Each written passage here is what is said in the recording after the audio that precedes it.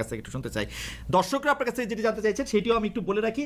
এই মুহূর্তে বাংলাদেশের রিজার্ভ কত সেটিও আপনার কাছে একটু শুনতে চাইছেন জনাব আহসান এস মনসুর। হ্যাঁ, প্রথম প্রশ্নটা, শেষ প্রশ্নটা বলে দিই। এই মুহূর্তে রিজার্ভ আমরা 300 মিলিয়ন বেড়েছে গত এক সপ্তাহে, এবং আমি আসার পরে একটা ডলারও আমরা বিক্রি করি নাই বাজারে।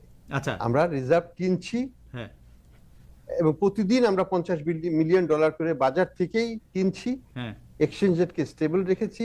হ্যাঁ। আমাদের লক্ষ্য হচ্ছে মূল্যস্ফীতিকে। দ্বিতীয় প্রশ্ন হচ্ছে, অনেকেই এরকম একটা ধারণা দিয়েছিলেন যে শেখ হাসিনা সরকারের সময় রিজার্ভ নামতে নামতে একদম শূন্যর কোঠায় এসে ঠেকেছে। আপনি নিশ্চয়ই অনেক ভালো কাজ করছেন, কিন্তু এই 20.5 বিলিয়ন ডলার রিজার্ভের পুরো কৃতিত্ব তো নিশ্চয়ই আপনার নয়। সরকারের কাছে আসলে রিজার্ভ কমে শূন্যের পর্যায়ে চলে আসছিল, এই কথাটিও হয়তো সত্য নয়। এটি যদি একটু বলেন। না, এই কথাটা সত্যি নয়।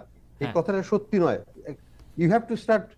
সরকার কিন্তু আইএমএফ এর পরামর্শে চলছিল। এখানে সরকারের পুরোপুরি পলিসিগত ব্যর্থতা।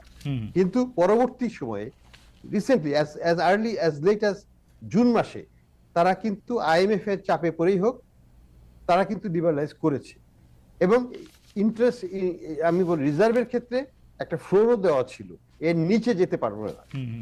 সরকার সেটা প্রথম দুইবার রিভিউতে পারে নাই, কিন্তু গতবার সেটা পেরেছিল। তো সরকার যে একেবারেই শূন্য, কপর্দক শূন্য হয়েছিল, সেটা অ্যাবসলিউটলি নট কারেক্ট।